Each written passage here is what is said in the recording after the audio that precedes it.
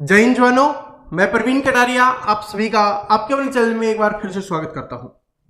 दोस्तों, आज से हम आरपीएफ कांस्टेबल और एसआई 2024 के लिए आपकी मैथ की क्लासेस की शुरुआत करने जा रहे हैं। और मैथ की क्लासेस में जो सबसे इंपॉर्टेंट होता है, क्योंकि आपके आरपीएफ कांस्टेबल की बात करें या एसआई की बात करें, इसमें अर्थमेटिक है वो सबसे ज्यादा आता है। और अगर आपको अर्थमेटिक अच्छे से आए, इसके लिए जो चैप्टर होता है परसेंटेज वाला, प्रतिशत, ये सबसे ज्यादा इंपॉर्टेंट होता है। जो स्टूडेंट इस चैप्टर को बहुत अच्छे से पढ़ लेता है, ये समझ लो आपका आधा मैथ वैसे ही तैयार हो जाएगा। क्यों? क्योंकि ये आपके सभी चैप्टर को सोल्व करने में आपकी सहायता करने वाला है, आपकी हेल्प करने वाला है। और यहां से भी क्वेश्चंस बनते हैं सबसे ज्यादा, तो ये इंपॉर्टेंट है। तो प्रतिशत की क्लास हम आज शुरू कर रहे हैं। और जिन स्टूडेंट को लगता है गणित से डर, उनका डर आज हम समाप्त करने वाले हैं। और हमारी आने वाली सारी क्लासेस अगर आप देखते हो तो मैथ है वो बहुत अच्छे से समझ में आएगा, आपके दिमाग में आराम से सेट होगा। और फिर आप पेपर में आरपीएफ में 35 में से 35 क्वेश्चंस बड़े आराम से कर पाओगे। लेकिन उसके लिए आपको सारी क्लासेस देखनी पड़ेगी और प्रैक्टिस करनी पड़ेगी। तो चलिए इसकी क्लास की है वो शुरुआत करते हैं। तो मोटिवेशन से इसकी शुरुआत कर लेते हैं।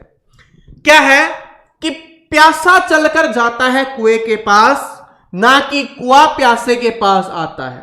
अब आपको आरपीएफ की जॉब चाहिए तो आपको उसके लिए मेहनत करनी पड़ेगी, तब आपको वो जॉब मिलेगी। आप सोचो मुझे जॉब मिल जाए उसके बाद मैं मेहनत कर लूं, ऐसा तो होगा नहीं। आगे देख क्या है, इसलिए जिंदगी में अवसर पाने के लिए तुम्हें ही कोशिश करनी होगी, तुम्हें ही कोशिश करनी होगी, मेहनत करनी होगी।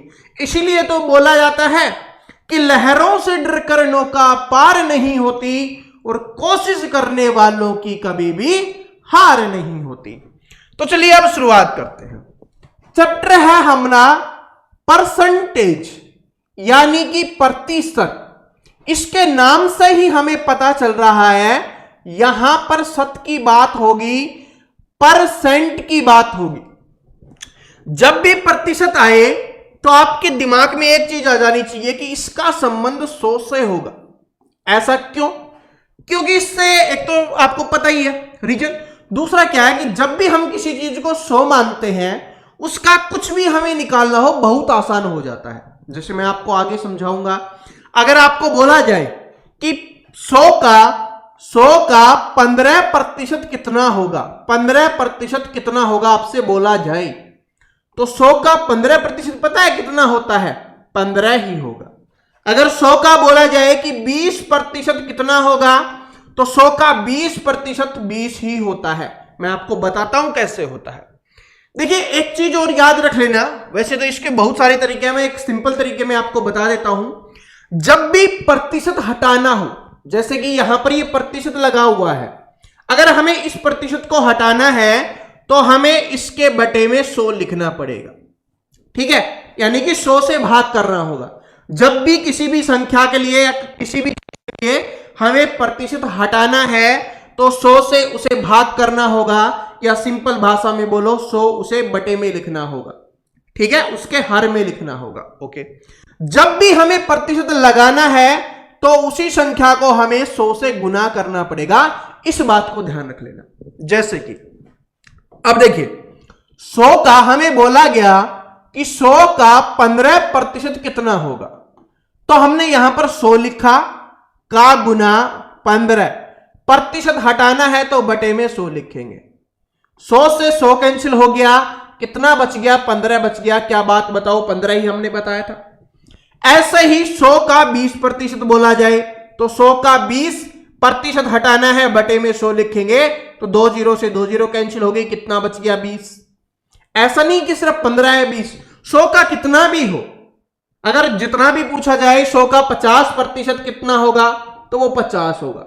ठीक है, तो इस तरीके से अपने को ध्यान रखना है, ये बहुत आसान है, इसलिए 100 का यूज आपके लिए बहुत इजी बन जाता है।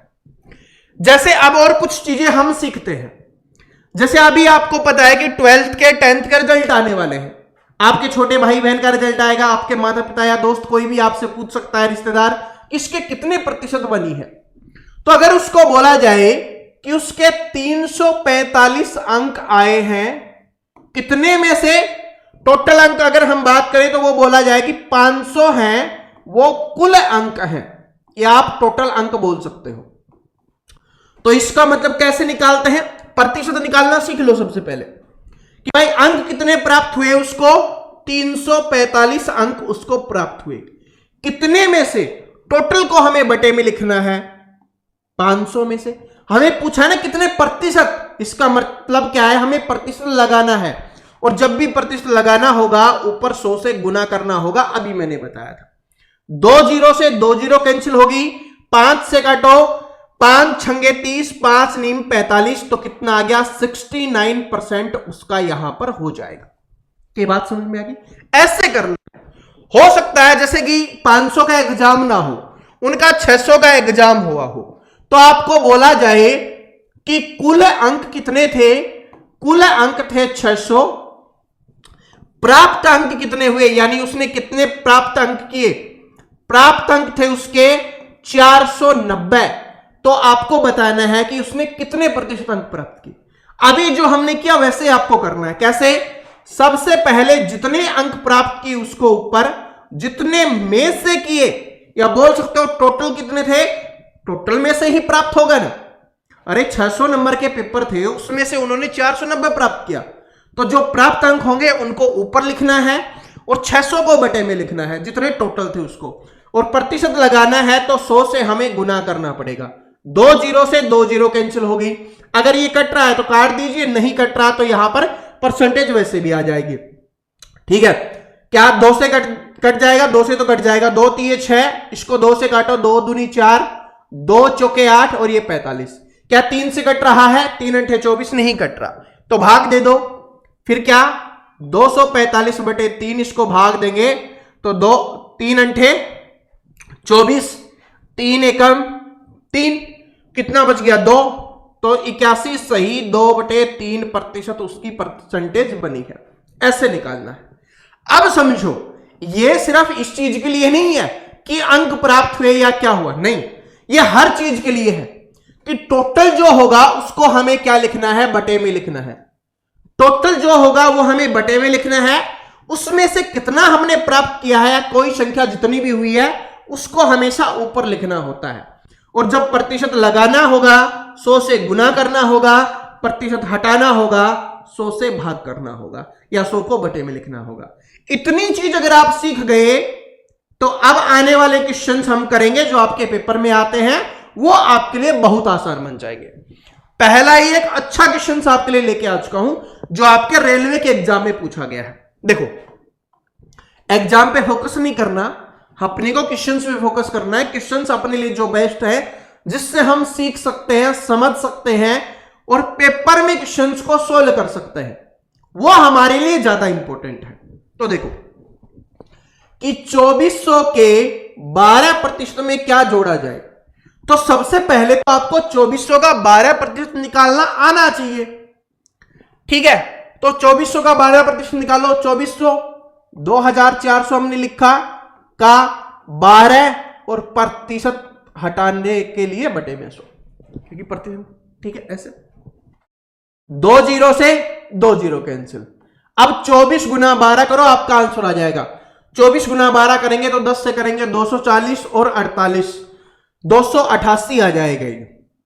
ठीक है, तो 2400 का 12% कितना हो गया, 288। आगे देखो, में क्या जोड़ा जाए कि योग 5400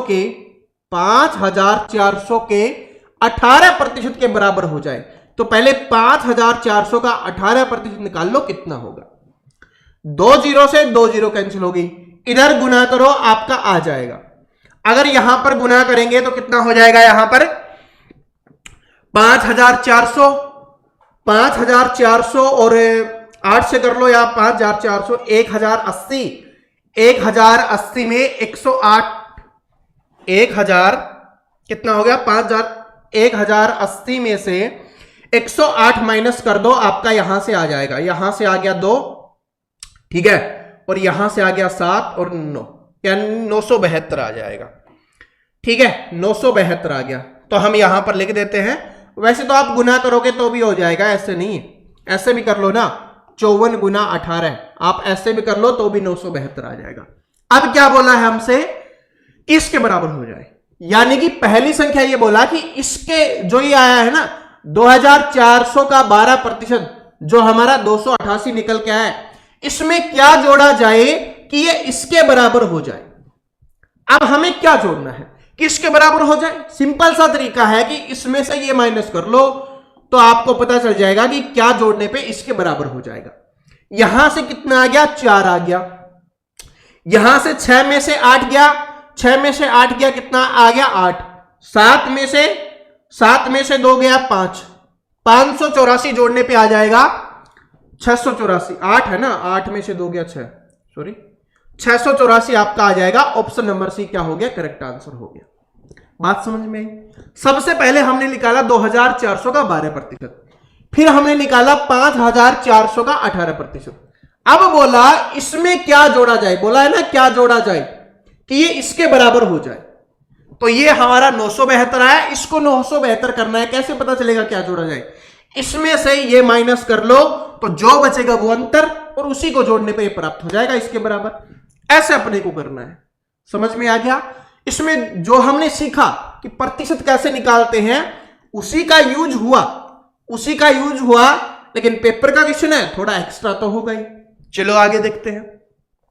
अभी तो इस क्लास में हम बहुत कुछ सीखेंगे, बहुत अलग अलग तरीके के क्वेश्चन सीखेंगे जो आपके एग्जाम्स में आते हैं, देखते हुए चलना।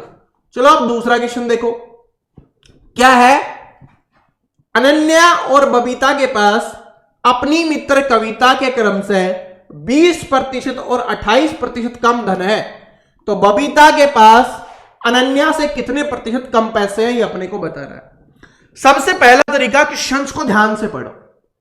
पहले क्वेश्चंस को अगर हमने से ध्यान से पढ़ लिया, ओके। क्या बोला कि 3 मित्र हैं, एक कौन है, अनन्या है, एक कौन हो गया, अनन्या हो गया, दूसरा कौन है, बबीता है, और क्या बोला गया है कि इनकी मित्र कविता जी हैं, ये हमने यहां पर लिख दिया कविता जी। इनसे 20 और 28% कम धन है, यानी कि इससे कम धन है किससे, कविता से। तो 100% आ गया, 100 मान लेते हैं। क्यों? क्योंकि इसका प्रतिशत निकालना हमारे लिए बहुत आसान हो जाता है, अभी समझाया था। तो अगर कविता के पास 100 का धन है, अनन्या के पास कितना कम है, 20%, तो इसमें से 20 कम कर लो तो इसका मतलब उसके पास कितना है, 80। अरे कविता के पास 100 है, उसमें से इसके पास 20 कम है, इसका मतलब कितना हो गया, 80 हो गया। तो 80 हमने लिख दिया। दूसरी कौन है, अपनी बबीता है, उसके पास 28% कम है, तो 100 माइनस 28, क्योंकि इसके पास 100 है, उसमें से 28 कम कर लेंगे तो कितना आ जाएगा, ये 72। यानी कि इसके पास कितना धन है, 72 है। ओके, ये हमने लिख लिया। अगर ये आपने सही से लिख लिया, आगे आप आराम से कर लोगे। प्रतिशत मैंने आपको सिखाई दिया कैसे करना है। देखो कि बबीता के पास अनन्या से कितने प्रतिशत कम पैसे हैं। बबीता के पास, ये है बबीता, ये है अनन्या, कितने कम है, इसके पास 80 है, उसके पास 72 है, कितने कम है, 8 कम है। तो जितने कम होंगे उसको अपने को ऊपर लिखना है। जितने में से कम है, किससे पूछा है, अनन्या से पूछा है। किससे पूछा है, अनन्या से। जिससे पूछे उसके अंक है टोटल हमें बटे में लिखने हैं, या जो धन है उसको बटे में लिखना है, और प्रतिशत पूछा है तो 100 से गुना कर देना। 4 दूनी 8, 4 से काटा 20 पे, और 20 पंजे 100, और 5 गुना 2 कितना हो जाएगा, 10% क्या है, उसके पास कम धन है। तो option number B correct answer हो गया। दोबारा से रिपीट करवा रहा हूं, समझाता हूं। इसका नहीं पता, लेकिन इसको क्या बोला कि इसके पास 20% कम है, इसके पास 28% कम है। प्रतिशत जब भी हो, मैंने बोला 100 मान लेना, क्योंकि 100 आपके लिए बहुत आसान हो जाता है उसका प्रतिशत निकालना। ऐसा नहीं सिर्फ 100 मानोगे तभी आएगा, आप कितना भी मान लो आंसर सेम आने वाला है, लेकिन इससे कैलकुलेशन इजी हो जाती है और पेपर में समय बचाना बहुत जरूरी है। तो हमने माना कि अगर इसके पास 100 धन है तो इसके पास 20 कम है तो 80 हो गया, इसके पास 28 कम है तो 72 हो गया। अब पूछा है कि बबीता के पास कितना कम है अनन्या से, तो यहां पर हमने देखा कितना कम है, प्रतिशत में 8। किससे पूछा है, अनन्या से, तो अनन्या का। तो 8/80, यानी जितना कम हो उसको ऊपर लिखना है, जितने में से कम हो, इसमें से, क्योंकि इसी से पूछा ना इससे कितना प्रतिशत, तो इसका बटे में लिखना है। और प्रतिशत के लिए तो 100 यूज करेंगे ही, 10% क्या हो जाएगा आपका आंसर हो जाएगा। ऐसा हमें करना है। ओके, समझ में आ गया? मैथ का डर खत्म होना चाहिए, हर एक स्टूडेंट को समझ में आना चाहिए। और जिनको लगता है ना कि मुझे बेसिक से पढ़ने की आवश्यकता नहीं है, आप गलत हो भाई, आप गलत हो। ट्रिक्स आपके काम नहीं आएंगी। अभी लगता है ट्रिक्स से इजी, पेपर के समय में लगता है भूचाल, वो उस समय आती है जब आपको बेसिक सब कुछ आ जाए, उसके बाद चीजें होती हैं। लेकिन अगर आपको आता ही नहीं है कुछ भी, आप पहली बार ही पढ़ रहे हो, ठीक है, आप तैयारी करना चाहते हो कि रियली में मेरा सिलेक्शन होना चाहिए, किसी भी टीचर से पूछ लेना, किसी भी बड़े भाई बहन से पूछ लेना। बेसिक जिसको नहीं आता, बेसिक की नॉलेज जिसको नहीं है, वो कभी भी पेपर सोल्व नहीं कर पाएगा। चलो अब अगला क्वेश्चन देखते हैं। अगला क्वेश्चन देखिए क्या है कि श्रम शक्ति में कमी के कारण एक कारखाने में उत्पादन 30% कम हो जाता है। तो इसका मतलब क्या है? श्रम शक्ति का मतलब कि लोग कम हो गए, काम करने वाले कम हो गए। तो पहले अगर 100 काम होता था, अब 30% कम हो जाता है, तो 100 में से 30 माइनस करके लिख देंगे कि काम कितना हो रहा है, अब 70 हो रहा है। बात को ध्यान से समझो कि पहले काम कितना होता था 100, अभी कितना हो रहा है, 30 कम हो रहा है, मतलब 70 हो रहा है।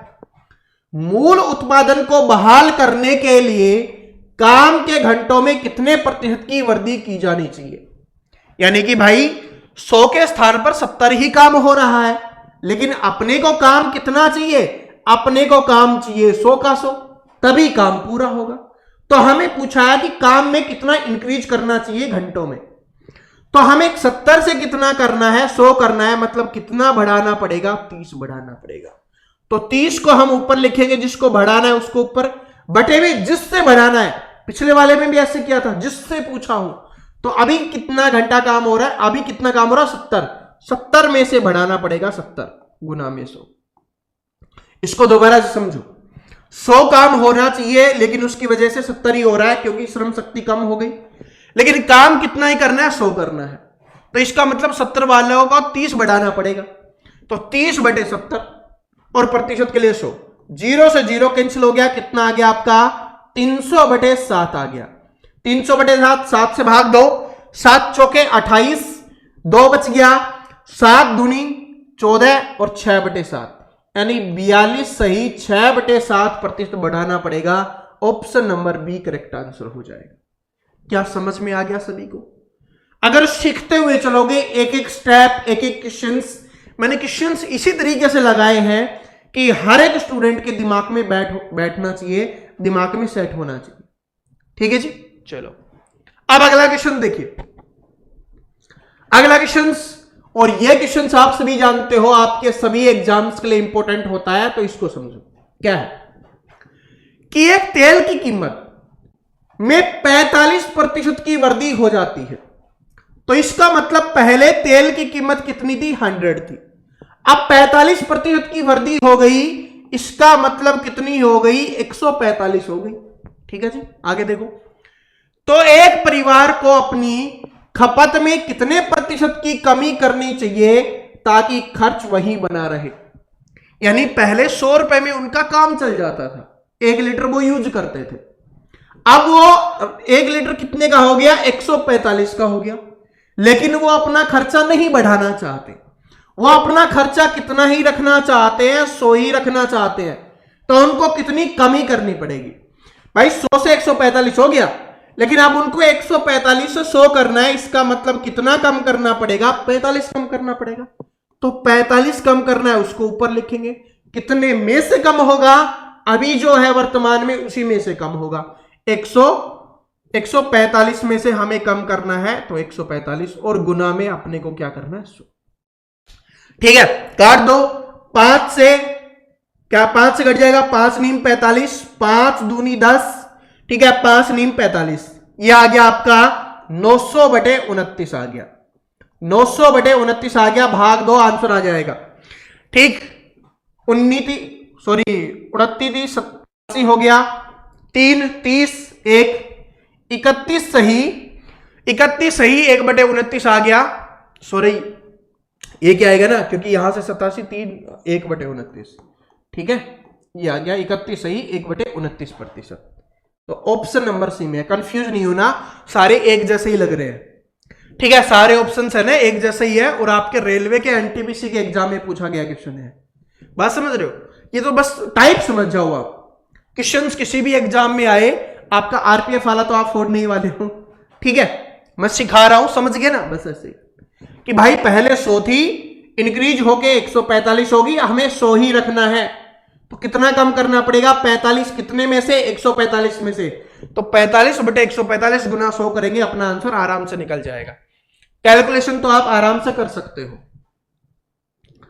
अगला क्वेश्चन देखिए क्या है कि ए का वेतन बी के वेतन से 20% कम है। ए का वेतन बी के वेतन से, तो एक ए है एक है बी, तो ए का वेतन बी के वेतन से 20% कम है। किससे कम है? 20 से। तो इसका मतलब बी का अगर 100 है, क्योंकि प्रतिशत है तो 100 मान लिया, 20% कम है, इसका मतलब कितना होगा? 80 होगा।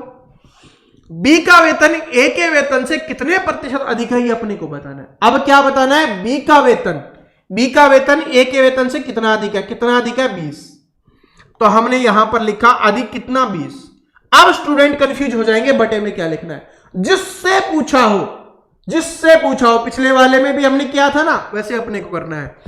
बी का वेतन ए के वेतन से, किससे पूछा है? ए के वेतन से। ए के वेतन से कितने प्रतिशत अधिक है? तो ए के वेतन से भाई वैसे 20 अधिक, ए के वेतन से पूछा है तो बटे में ए का लिखो और गुना में 100। 20 चौके 80, 4 से काटा 25 पे, तो कितना हो जाएगा? 25% अधिक हो जाएगा। बात समझ में आ गया? कितना अधिक है? ए के वेतन से 25% अधिक है।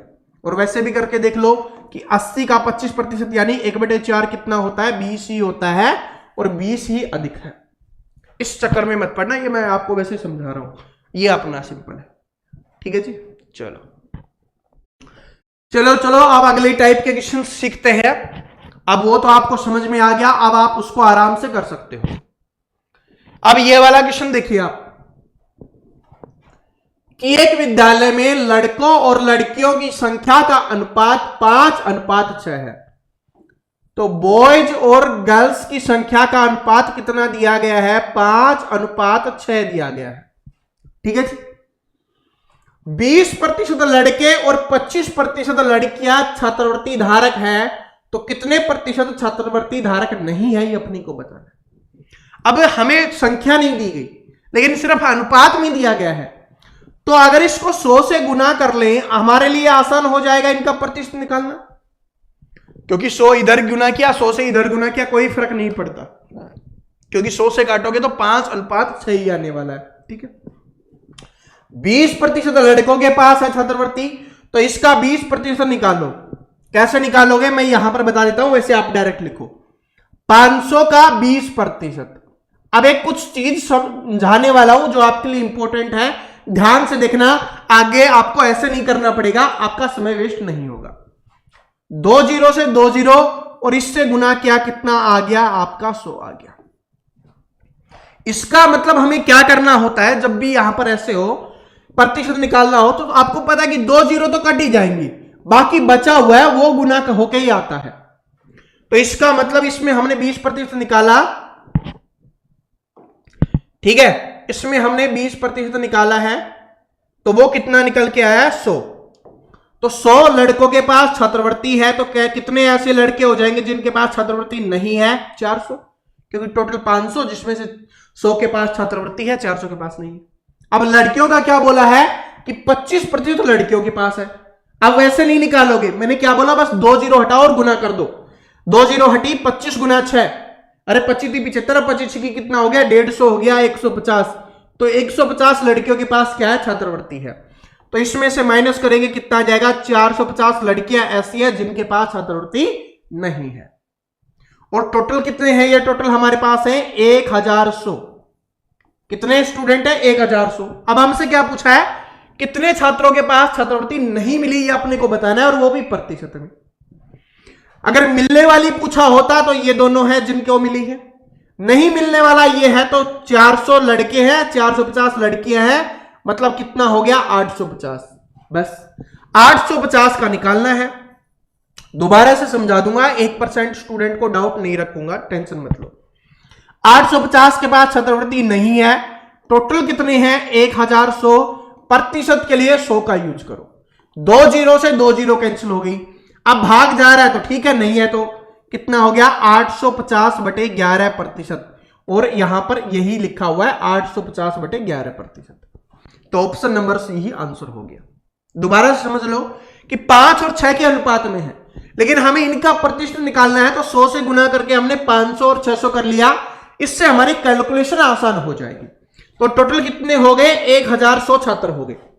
इसमें से 20% लड़कों के पास छात्रवृत्ति है, तो 20% निकाला, 100 निकल के आ गया, मतलब 100 लड़कों के पास छात्रवृत्ति है, तो 400 ऐसे हैं जिनके पास छात्रवृत्ति नहीं है। ऐसे ही इसका 25% निकाला, 150 आ गया। 600 में से 150 लोगों के पास क्या है, लड़कियों के पास छात्रवृत्ति है, तो 450 लड़कियों के पास छात्रवृत्ति नहीं है। अब अपने से पूछा है कुल कितने छात्रों के पास छात्रवृत्ति नहीं है। देखना लास्ट वाली लाइन अच्छे से पढ़ना, नहीं है पूछा है तो नहीं वाले जोड़ के ऊपर लिखेंगे। अगर कितने लोगों के पास है, अगर वो पूछेगा तो इन दोनों को जोड़ के ऊपर लिखेंगे। तो नहीं वाला पूछा था तो 400 लड़के हो गए, 450 लड़कियां होगी, टोटल 850 होगी। 850 के पास नहीं है, टोटल कितने हैं 1100, और 100 के गुना कर दिया, आराम से अपना निकल के आ गया प्रतिशत। चलो अब अगला क्वेश्चन देखते हैं क्या है। इसका निकालो आप सभी। अगर समझ में आ गया, अगर वो समझ में आ गया तो इसका आपके लिए बहुत आराम से निकाल लोगे।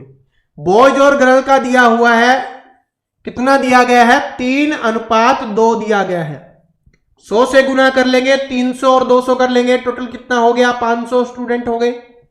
आगे देखो 20% लड़के और 50% लड़कियां छात्रवृत्ति धारक है। 20%, 2 जीरो हटा दो, गुना कर दो, 20 3 60 लड़कों के पास है, तो 240 के पास नहीं है। 25%, 2 जीरो हटा दो और गुना कर दो, 50 के पास है, तो 150 के पास नहीं है। अब हमसे क्या पूछा है, तो उन लोगों का प्रतिशत ज्ञात कीजिए छात्रवृत्ति धारक नहीं है, तो यहां पर जोड़ लो, कितना हो गया 390। 390 लोगों के पास क्या नहीं है, छात्रवृत्ति नहीं है। टोटल कितने हैं 500, और गुना में 100। 2 जीरो से 2 जीरो कैंसिल हो गया, ये तो यहां पर काट रखा है तो काट दो। 5 से काटेंगे तो कितने में जाएगा, 5 7 35, 4 5 8 40, यानी 78% आ जाएगा। Option number B correct answer हो जाएगा। ठीक है जी, ऐसे अपने को करना है। पिछले वाला समझा दिया तो आराम से ये सीख लिया होगा। मैं एक टाइप के 2 क्वेश्चन इसलिए करवा रहा हूं ताकि आपको समझ में आ जाए, ऐसा कुछ भी ना हो जो आपके समझ में ना आए। ठीक है जी, चलो अब हम अगले क्वेश्चन पे चलते हैं। और ये अच्छा क्वेश्चन है, ये वो टाइप है जो आपके एग्जाम्स में हर बार रिपीट होती है। बड़े ध्यान से समझना, अगर आपने पहला क्वेश्चन अच्छे से समझ लिया, उसके बाद आगे आने वाले क्वेश्चन आप आराम से निकाल लोगे। देखो कैसे कि रामू अपनी आय का 72% खर्च करता है। 3 चीजें होती हैं, एक होती है आय, मतलब कितना व्यक्ति कमाता है। दूसरा होता है खर्च की, उसमें से कितना खर्च कर देता है। तीसरा होता है बचत, यानी कि वो कितने रुपए बचाता है। बचत को सेविंग बोल दिया जाता है, खर्च को व्यय बोल दिया जाता है, ठीक है, आय को सैलरी के रूप में भी बोल दिया जाता है। तो रामू अपनी आय का 72% खर्च कर देता है। तो आय कितनी है 100, क्योंकि प्रतिशत की बात हो रही है 100, जिसमें से खर्च कितना कर दिया इसने 72, कितना इसने बचाया होगा 28। 100 में से 72 खर्च हो गया तो बच गया, क्योंकि 100 में से 72 माइनस करेंगे कितना आता है अपना 28 आता है। बचत कितनी होगी 28 की। अब आगे देखो, जब उसकी आय में 12% की वृद्धि हुई, आय में 12% की वृद्धि, 100 का 12%, 12 ही होता है, जोड़ दो, तो यानी अब कितनी होगी आय, कितनी होगी 112 होगी। ठीक है, तब उसने अपने व्यय में 5% की वृद्धि कर ली। अब 72 का 5% और करना है। पहले व्यय कितना था, खर्च कितना था 72, अब 5% और इंक्रीज कर रहा है, तो इसका 5% और निकालो। तो इसका 10% हो जाएगा 7.2, ठीक है, 3.6, 3.6 और इंक्रीज कर रहा है तो कितना हो गया ये 75.6, उसका अभी हो जाएगा क्या, अभी के लिए उसका खर्चा कितना हो जाएगा 75.6 हो जाएगा, ठीक है। कितना खर्च कर रहा है वो 75.6 खर्च कर रहा है, ओके। तो 112 में से 75.6 माइनस कर देंगे, इधर अपना आ जाएगा, तो 75 होता तो कितना 25 और 12 37, 37 में से ये कर लो तो 36.4 आ गया। इतने की क्या कर रहा है वो बचत कर रहा है, ठीक है। ये कैलकुलेशन अपने को करनी है, इसमें से ये माइनस करना है, इतना आ गया। आगे देखो, यदि रामू पहले y की बचत करता था, पहले ये जो बचत है ना 28, इसको y बोला गया है, ठीक है, और वर्दी के बाद अब वह x की बचत करता है तो इस वाली बचत को x बोला गया है। तो ये आपने को बताना है कि इसका मान क्या होगा, बस आराम से लिख देंगे। क्या है x माइनस वाई बटे वाई गुना में 100, और आपको क्या लगाना है फिर प्रतिशत लगाना है, ये बोला है तो लिख देंगे आराम से, क्या दिक्कत है। x माइनस वाई, x का मान कितना है अपना 36.4, माइनस है तो माइनस, y का मान कितना है अपना 28, और बटे में क्या लिखना है y लिखना है कितना है 28, और गुना में 100 लिखना है, और आगे प्रतिशत लगा ही देंगे। बस इसमें से देखो 36.4 में से 28 गया तो कितना आ गया 8.4, तो यहां पर मैं इसकी जगह पे 8.4 लिख दूं भाई। 36.4 में से 28 गया तो कितना आ जाएगा 8.4 आ गया, तो यहां पर मैंने 8.4 लिखा, दशमलव हटाने के लिए बटे में हमने 10 लिख दिया, यहां से दशमलव हट गया। काट दो, अब 0 से 0 कैंसिल होगी, 4 से काटो, 4 7 28, 4 से काटोगे 21 पे, 7 से काटो 7 या 21, 3 गुना 10 कितना हो गया 30% हो गया, तो ये आपका आंसर हो जाएगा 30%। बात समझ में आ गया। जिसने इतना लिख लिया वो सब कुछ सीख जाएगा। दोबारा से समझा रहा हूं, आय कितनी होती है 100%, उसमें से बेहतर वो खर्च करता है तो 28 वो बचाता है, फिर 12% की वृद्धि हो जाती है तो 112 हो गई, यहां पर 5% की वृद्धि हो गई तो 75.6 हो गया। इसका 5% हमने निकाला, जो 3.6 आया उसको इसमें जोड़ा तो 75.6 आ गया। इसमें से ये आय है, ये वह है, तो यहां से बचत आ जाएगी, इसमें से इसको माइनस किया 36.4 आ गया। अब जो आगे बोला था वो हमने कर दिया, आराम से आंसर निकल गया, ठीक है। समझ में आ गया, समझ में आ गया तो ये वाला क्वेश्चन आप ट्राई करो। अगर ये वाला क्वेश्चन आपने निकाल लिया, इसका मतलब अभी हमने जो किया वो आपको समझ में आ गया सब कुछ। देखो कि रमन की आय 45,000 है, वह अपनी आय से 12.5 की बचत करता है। यदि उसकी आय में 18% की वृद्धि हो जाती है, व्यय में 20% की वृद्धि हो जाती है, तो उसकी बचत में कितने की वृद्धि होगी ये अपने को बताना है। यहां पर सिर्फ क्या कर दिया गया, इस बार रुपए दे दिए गए, संख्या दे दी गई है, ठीक है, कि आय कितनी है, प्रतिशत नहीं, सिर्फ आपको पहले ही बता दिया गया है, ठीक है। देखो अब यहां पर सबसे सिंपल लिखे तो 3 चीजें होती है, मैंने आपको बताया था। एक होता है आय, दूसरा होता है व्यय या खर्च, और तीसरा क्या होता है आपकी बचत। अब बचत कितने की कर रहा है वो 12.5 की बचत कर रहा है। आय अपने आप में 100% होती है, 100% आय है जिसमें से 12.5 की वो बचत करता है। इसका मतलब कितने का खर्चा कर रहा है वो, इसका मतलब वो कर रहा है 87.5 का खर्चा कर रहा है, ठीक है।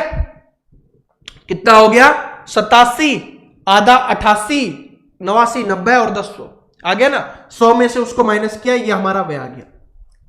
इसका मान तो हमें दिया गया है कितना है 45,000 है। अब देखो आगे क्या बोला, यदि उसकी आय में 18% की वृद्धि होती है। आय में 18% की वृद्धि मतलब कितनी होगी 100 से 118, क्योंकि 100 का 18% कितना होता है 18 ही होता है, तो 118 हो गया, ठीक है। उसके बाद व्यय में 20% की वृद्धि होती है, इसमें 20% की वृद्धि होती है। 20% का मतलब 87.5 का 1/5 कर लो, या आप ऐसे करते हो तो 20% ऐसे कर लो भाई, ठीक है। यहां से दशमलव हटाने के लिए बटे में 10 लिख दिया। 20 पंजे 100, 5 से हमने इसको काटा, 5 एकम 5, 3 बच गया, 5 7 35, 2 बच गया, 5 पंजे 25, दशमलव है तो 17.5 की वृद्धि हो जाएगी। इसमें 17.5 और जोड़ लो तो 0.5 जोड़ेंगे तो 88, 10 कितना हो गया 98, और 98 और 7 कितना हो जाएगा आपका 105। तो यानी इसका व्यय कितना हो गया 105 हो गया। तो बचत कितने की हो जाएगी यहां से देखो 13 की।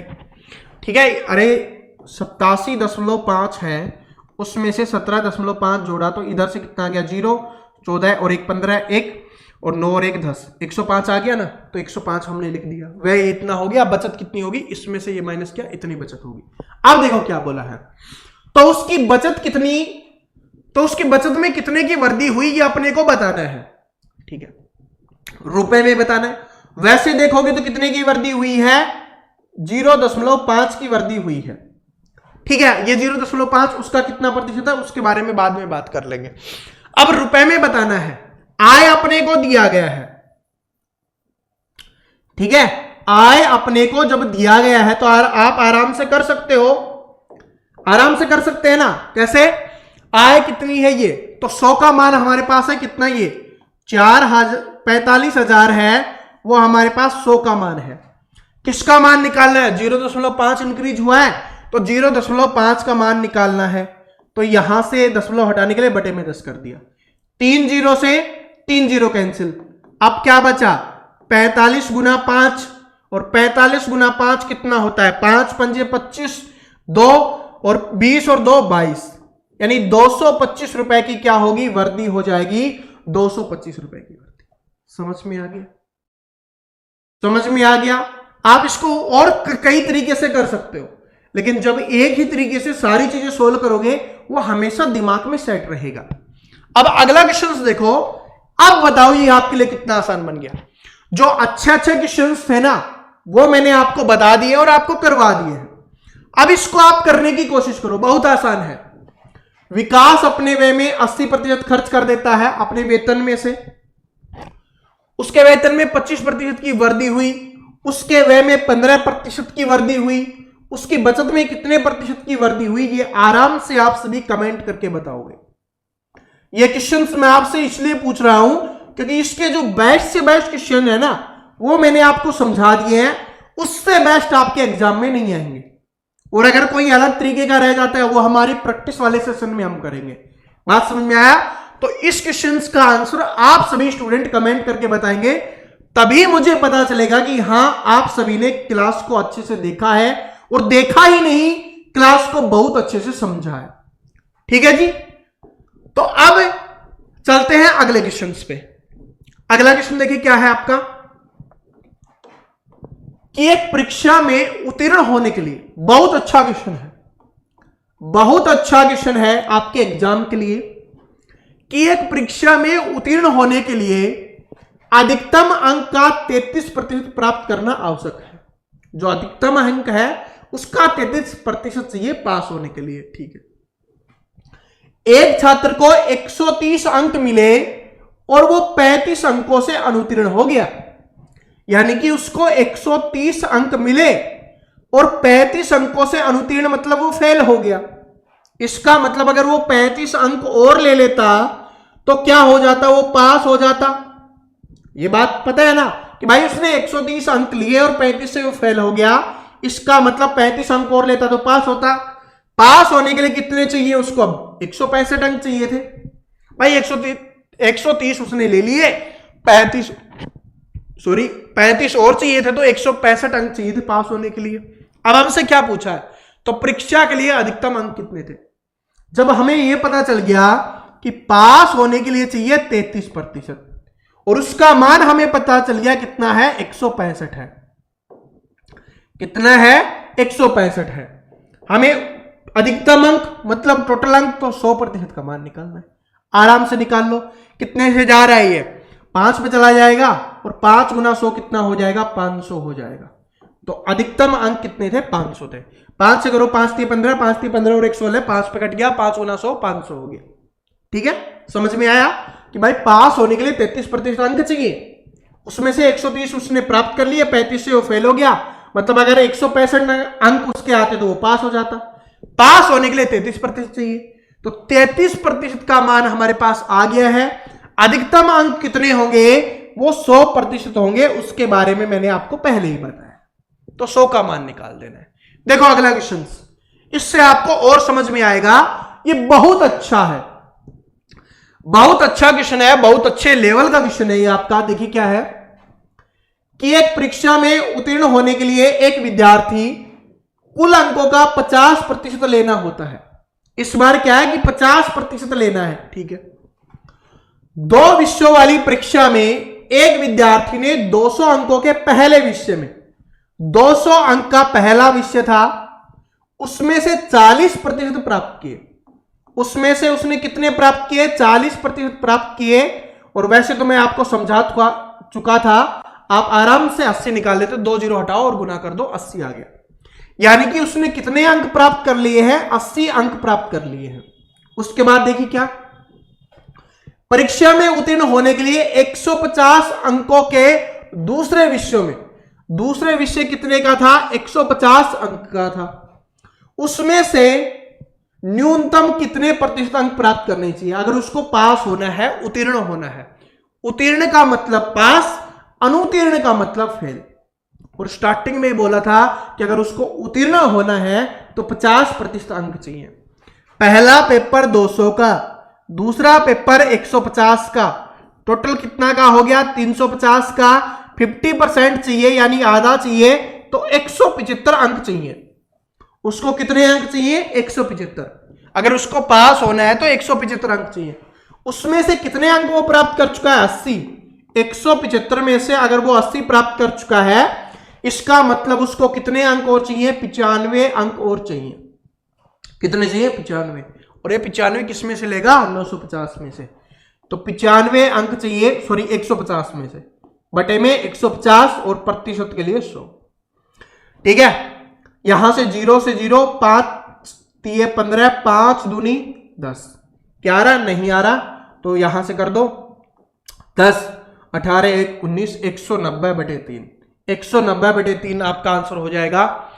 और ऐसे दिया हुआ तो कर लो भाई, 3 से भाग दो तो 3 छिकी 18, 10 3 3 9, 1 63, और वैसे नहीं दिया हुआ तो 63.63 सही, 1/3% लिख लो, या इसको 63.333 ऐसे लिख लो। तो ये किस में है, ये 63 इसी में है, सिर्फ यही आपका आंसर। मुझे पता है 1 आधे % स्टूडेंट ऐसे होंगे जिनके दिमाग के ऊपर से गया, चलो दिमाग के अंदर लाते हैं। सबसे पहले बोला कि पेपर को पास करने के लिए 50% अंक चाहिए। पहला पेपर 200 अंकों का हुआ, दूसरा पेपर 150 अंक का हुआ, टोटल 350 का हुआ। 50% चाहिए मतलब 175 अंक उसको चाहिए। ठीक है, इतना समझ में आ गया। कितने चाहिए, 175। आगे देखो, तो 200 में से उसने 40% अंक प्राप्त किए। 200 वाला पहला पेपर था, उसमें 40% अंक प्राप्त किए, मतलब 80 प्राप्त कर लिए। टोटल चाहिए उसको 175, जिसमें से उसने 80 प्राप्त कर लिए, मतलब आप 95 अंक और चाहिए उसको। अब ये 95 अंक किस में लेगा, दूसरे पेपर में। दूसरे पेपर कितने अंकों का है, 150 का, तो उसको 95 अंक चाहिए 150 में से, और प्रतिशत के लिए 100 का गुना हमने किया और वो निकल के आ गया आपका 63.33%। ऐसे अपने को करना है, आराम से आपका आंसर निकल जाएगा। ठीक है जी। अब ये वाला क्वेश्चन देखिए, अब ये वाला क्वेश्चन देखेंगे कि एक छात्र को मनोविज्ञान में उत्तीर्ण होने के लिए 20% अंक चाहिए, उसे 10% अंक प्राप्त हुए और वो 20 अंकों से अनुत्तीर्ण हो गया, तो उत्तीर्ण होने के लिए कितने अंक चाहिए ये अपने को बताना है। थोड़ा दिमाग लगाओ, जो थोड़ी देर पहले मैंने आपको समझाया था उसका यूज करो, आराम से आंसर निकल जाएगा। कितना चाहिए, 20% अंक चाहिए। कितने प्रतिशत चाहिए, 20% चाहिए। ठीक, 10% उसको अंक प्राप्त हुए और 20 अंकों से वह फेल हो गया, मतलब 20 चाहिए थे लेकिन उसको कितने प्राप्त हुए, 10% प्राप्त हुए। इसका मतलब कितने कम प्राप्त हुए हैं, उसको 10%। और फेल कितने अंकों से हुआ है, 20 अंकों से, यानी उसके 20 अंक और आ जाते और प्रतिशत में उसके 10% और हो जाते। तो 10% का मान कितना हो गया, 20 अंक हो गया। 1% का मान कितना हो जाएगा आपका, 2 अंक हो जाएगा। हमसे क्या पूछा है, उत्तीर्ण होने के लिए, उत्तीर्ण होने के लिए चाहिए 20%। 1% का मान है 2 अंक, तो 20% का मान कितना हो जाएगा, 40 अंक हो जाएगा। तो 40 अंक उसको चाहिए। बात समझ में आ गई? ऐसे अपने को करना है और आराम से आपका आंसर निकल जाएगा। तो दोस्तों ऐसा नहीं कि प्रतिशत समाप्त हो गया, ये तो हमारी पहली क्लास थी। पहली क्लास में हमने बेसिक सीखा है, जो क्वेश्चंस कैसे बनते हैं, जो एक कुछ टाइप के क्वेश्चंस हमने सीखे हैं। अभी कल है, कल इसी टाइम सुबह 6 बजे ही आपकी परसेंटेज का पार्ट 2 आएगा। उसमें हम और क्वेश्चंस सीखेंगे और फिर अगर उसमें भी कोई क्वेश्चंस बच जाएंगे उसको हम फिर पार्ट 3 में सीखेंगे। अगर ये वीडियो अच्छा लगा तो लाइक कर देना, इससे मुझे मोटिवेशन मिलेगा। आपसे जो भी इस क्लास के बारे में कहना चाहते हो आप कमेंट करके जरूर बता देना और इस वीडियो को ज्यादा से ज्यादा अपने दोस्तों के साथ शेयर कर देना, ठीक है। और जो भी स्टूडेंट चैनल पे नया आया है चैनल को सब्सक्राइब करके बेल आइकन को जरूर प्रेस कर लेना। मिलते हैं नेक्स्ट वीडियो में, तब तक हंसते रहिए, मुस्कुराते रहिए, पढ़ते रहिए। Thank you so much, all the best.